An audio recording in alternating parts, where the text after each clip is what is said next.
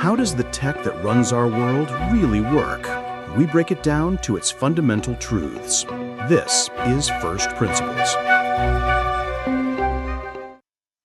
You are standing in a dense forest. The wind is rustling the leaves of a towering oak tree.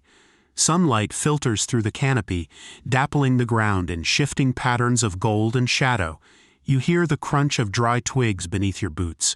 You push the analog stick on your controller forward, and your character steps over a fallen log. It feels effortless. It feels real. It feels like a window into another world. But that is the lie. That is the magic trick. Because if you could freeze time and look behind the curtain, you wouldn't see a forest. You wouldn't see a log. You wouldn't even see a picture of a log. You would see a spreadsheet. You would see millions of coordinates, vectors, and instruction lists screaming through a silicon chip at the speed of light. We tend to think of video games as interactive movies. We assume that when we play a game like Call of Duty or Zelda, the console is simply playing back a recording that we can slightly influence. But that is not what is happening. A movie is a finished product. A video game is a magic trick being performed live from scratch, 60 times every single second. So how does a box of plastic and silicon conjure a universe out of thin air? How do we go from lines of code to the feeling of vertigo when you look down from a virtual cliff? Today, we are cracking open the black box of the game engine. We are going to look at the invisible software architect that lives inside your computer, the master builder that paints the world, enforces the laws of physics, and listens to your every command, all in less time than it takes to blink. To understand the miracle of a modern game engine like Unreal or Unity, we have to understand the nightmare that existed before them. Let's go back to the early 1980s. Imagine you are a game developer. You want to make a game where a spaceship flies across the screen. Today, you would just drag a spaceship model into a window and click play. But in 1982, you are staring at a blank void. You have nothing. If you want to draw a spaceship, you have to talk directly to the hardware. You have to write code that tells the electron beam on the monitor exactly when to fire to light up a single pixel. Then you have to do that for the next pixel, and the next. You aren't building a spaceship, you are manually operating the display hardware. Now let's say you want the ship to move. You have to write the math to calculate its new position. Then you have to write code to erase the old ship and draw the new one. Now you want sound. You have to write a driver to talk to the sound chip. You want to use a joystick. You have to write the code to interpret the electrical signals coming from the port. Every single game was built from scratch. It was like a chef who wants to bake a cake, but before he can mix the batter, he has to invent the oven, forge the whisk, and grow the wheat. There was no shared foundation. If you made Pac-Man, and then you wanted to make a racing game, you threw everything away and started over. The code for the ghost movement was useless for a race car. This bottleneck stifled creativity. You couldn't spend time making a great story or beautiful art because you were spending 90% of your time just trying to get a pixel to appear on the screen without crashing the machine. Then came the id guys. In the early 1990s, a group of young developers, most notably John Carmack and John Romero at a company called id Software, changed everything. They were working on a game called Wolfenstein 3D, and later, the cultural phenomenon known as Doom. Carmack was a programming genius, a man who saw code in the Matrix. He realized that while the games were different, one was a Nazi castle, the other was a base on Mars, the underlying problems were the same. Both games needed to draw walls. Both games needed to calculate where the player was standing. Both games needed to know when a bullet hit a bad guy. So, Carmack did something revolutionary. He separated the data from the logic. He built a set of tools, a collection of code, that handled the heavy lifting. This code knew how to draw a 3D corridor. It knew how to handle lighting. It knew how to play sound. This was the engine. Then the game itself, the art, the levels, the monster placement, was just a set of files that the engine read. When they finished Wolfenstein, they didn't throw the code away. They took the engine, improved it, and used it to build Doom. Then they did something even more radical. They licensed that engine to other people. Suddenly, if you wanted to make a shooter game, you didn't have to be a math genius like John Carmack. You could pay for the Doom engine, or later the Quake engine, and you started the race halfway to the finish line. You didn't have to invent the oven anymore. You just had to bake the cake. This gave birth to the modern era. Today, the market is dominated by behemoths like the Unreal Engine and Unity. These are not just rendering tools, they are complete ecosystems. They are the operating systems of virtual reality. But what actually is a game engine? If you downloaded one today, what would you find? We need a mental model. Don't think of a game engine as a camera recording a scene. Think of it as a very intense, very fast dungeon master in a game of Dungeons and Dragons. In D&D, the dungeon master describes the room. You say, "I swing my sword." The dungeon master rolls some dice, checks a rulebook to see if you hit, subtracts the damage from the goblin's health, and then describes the result. The goblin falls. A game engine does exactly this, but it does it 60 times a second, and it handles millions of dice rolls simultaneously. At the very heart of every game engine, there is a concept called the loop. This is the heartbeat of the software. It is an infinite loop of code that runs over and over again, as fast as the hardware allows. It generally has 3 steps. Step 1. Input. The engine asks, what is the player doing right now? It checks your controller. Is the A button held down? Is the joystick tilted left? Step 2. Update. This is the simulation phase. The engine takes that input and applies the rules of the game world.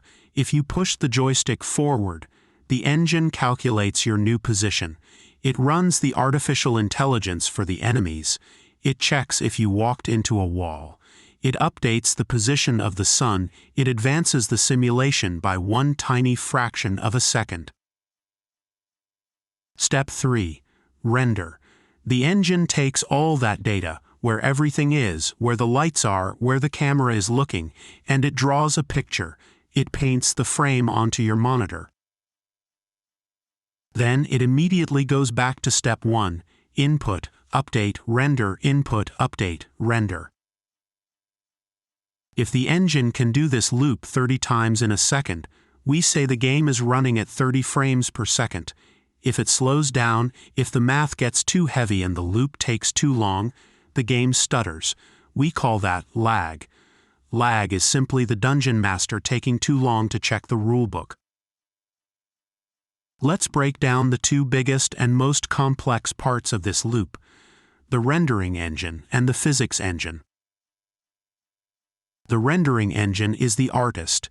Its job is to fool your eye.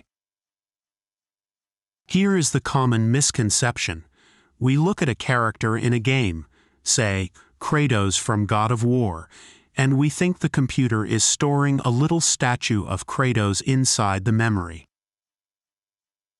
But the computer doesn't know what a Kratos is. It doesn't know what a human is. It doesn't even know what a shape is. To a rendering engine, the world is made of only one thing: triangles. Why triangles? Because a triangle is the simplest 2D shape that can define a flat surface. Any 3 points in 3D space define a triangle. If you have enough tiny triangles, you can stitch them together to make a curved surface. A sphere in a video game isn't round, it's just thousands of tiny flat triangles, arranged in a ball shape. So, the rendering engine has a list of millions of these triangles. This is called the mesh. When the loop reaches the render phase, the engine has to figure out how to take these 3D coordinates and smash them flat onto your 2D monitor. This process is called rasterization. Imagine you are looking through a window screen, a grid of wires. You look at the 3D world through that grid. For each square in the grid, each pixel, the engine asks what triangle is behind this square. It finds the triangle, then it asks, what color is this triangle? This is where it gets tricky. If games just showed solid colored triangles, everything would look like it was made of origami. We need detail. We need skin, rust, wood grain. To do this, the engine uses something called textures. A texture is just a flat image, like a wallpaper. The engine takes this flat image and wraps it around the 3D mesh, like wrapping paper on a gift. But that's not enough. A wrapped gift still looks flat if the lighting is wrong. The real magic of the rendering engine is how it calculates light. In the real world, light is endless. Trillions of photons stream from the sun, bounce off a wall, hit a red apple, absorb the green and blue wavelengths, bounce off the apple carrying only red wavelengths, hit your eye and you see red. Computers cannot simulate trillions of photons. It is computationally impossible. It would take a supercomputer a week to render a single frame of true reality. So, game engines cheat. They use approximations. For decades, we used baked lighting. This means the artists would precalculate where the shadows would fall. They would literally paint the shadows onto the textures. If you walked into a dark room in a game from 2005, that shadow on the floor wasn't being cast by the table. It was painted on the floor. If you moved the table, the shadow would stay behind. Modern engines are moving towards something called ray tracing. This is the holy grail. In ray tracing, the engine actually does simulate the path of light rays, but it does it backward. It shoots a ray from the camera through the pixel, out into the game world. It hits an object, then bounces toward the light source to see if it's blocked. If it's blocked, that pixel is in shadow. If it's clear, it's lit. Doing this millions of times a second is incredibly heavy. That's why you need those massive graphics cards. They are specialized calculators designed to do exactly this kind of vector math parallel processing. Now, let's leave the artist and look at the referee, the physics engine. While the rendering engine cares about how things look, the physics engine cares about how things move. In the real world, physics is continuous. If you drop a ball, it falls smoothly. In a game engine, remember, time is a series of snapshots. The physics engine uses a simplified version of Newton's laws. It gives objects properties: mass, velocity, friction, bounciness. When the frame updates, the physics engine looks at that falling ball. It says, okay, gravity is 9.8 meters per second squared. The ball has a mass of 1 kilogram. 1/60th of a second has passed. Therefore, the ball should move downward by 0.1 millimeters. It updates the coordinate. But the hardest problem in game physics isn't movement, it's collision. The engine has to know when two things touch. This sounds easy. If I punch a wall, I stop. But to a computer, remember, objects are just clouds of numbers. There is nothing solid about a video game character. They are ghosts. Without collision detection, Mario would just fall through the floor and keep falling forever into the void. To stop this, The physics engine has to check every object against every other object to see if they overlap. If you have 1,000 objects, that's 1,000,000 checks. That is too slow. So, the engine cheats again. It doesn't check the complex, beautiful mesh that you see on screen. That Kratos character might be made of 100,000 triangles. Checking every one of those triangles against the floor would melt the CPU. Instead, the physics engine uses a collider. This is an invisible, simplified shape that surrounds the character. Usually, it's just a capsule or a box. When you play a shooter game, and you swear you shot the enemy, but the bullet went right through their flowing cape, that's why. The cape didn't have a collider. The physics engine didn't know it was there. It only knew about the capsule around the enemy's torso. This leads to some of the funniest glitches in gaming. Have you ever seen a character get their head stuck in a door, and then their body starts flailing wildly, stretching like spaghetti? That is the physics engine having a panic attack. Here is what's happening. The character's collider overlaps with the door's collider. The engine says, "Error, two solid objects are occupying the same space. This is impossible." So it applies a force to push them apart. It pushes the character out. But maybe the character is attached to an animation that pulls them back in.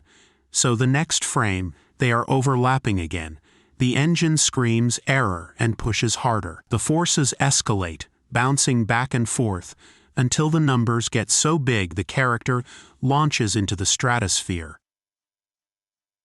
This is the trade-off of the physics engine. We trade accuracy for stability and speed. We don't need the simulation to be perfect. We just need it to be believable enough that you don't notice. We have the rendering engine drawing the skin, and the physics engine moving the bones. But there is a third pillar often overlooked that binds the world together, the scripting or game logic. This is the brain. This is the if this, then that layer. The render engine draws a door. The physics engine makes the door solid so you can't walk through it, but the game logic is what decides when the door opens. It's a series of triggers and listeners. If player has keycard A, and player is within 2 meters of door B, and player presses button X, then tell animation system to play door_open, and tell audio system to play whoosh.wave. In modern engines like Unreal, this logic can often be built without writing a single line of traditional text code. They use visual scripting, connecting boxes with wires on a screen. It democratized game creation. You don't need to know the syntax of C++ to make a door open. You just need to understand the logic of cause and effect. So we have the loop, input, update, render. We have the artist, the referee, and the brain.